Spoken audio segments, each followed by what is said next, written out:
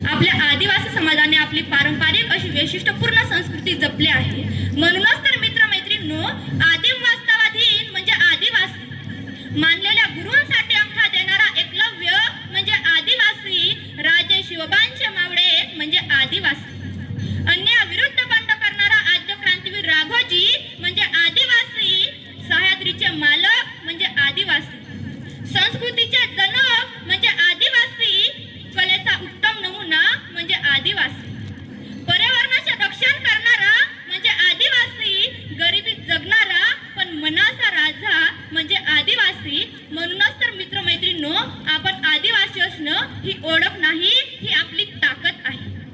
मित्रमैत्रिणींनो, आपली आदिवासी संस्कृती खरंच खूपच सुंदर आणि वैशिष्ट्यपूर्ण संस्कृती आहे. नृत्यकला, वाद्यकला, पोशाख, चित्रकला, आहार विहार यांची तर पाचच न्यारी.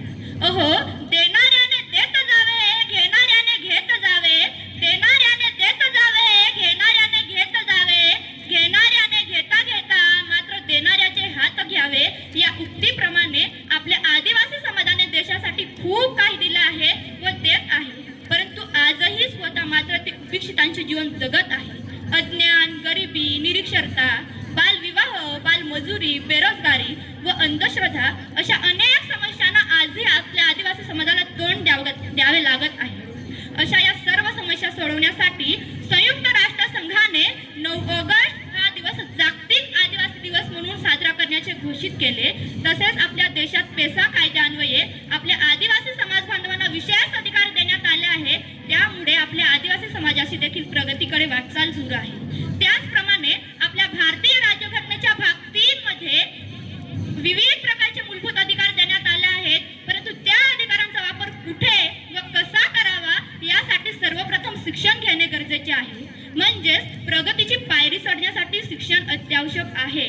म्हणूनच मला या ठिकाणी सांगावेसे वाटते की जर वर्षभराचे उद्दिष्ट असेल तर फुले फुलवा, जर दशकभराचे उद्दिष्ट असेल तर झाडे लावा, पण जर पिढ्यानपिढ्याचे उद्दिष्ट असेल तर शिक्षण घ्या. माझ्या मित्रमैत्रिणींनो, फक्त आणि फक्त शिक्षण घ्या.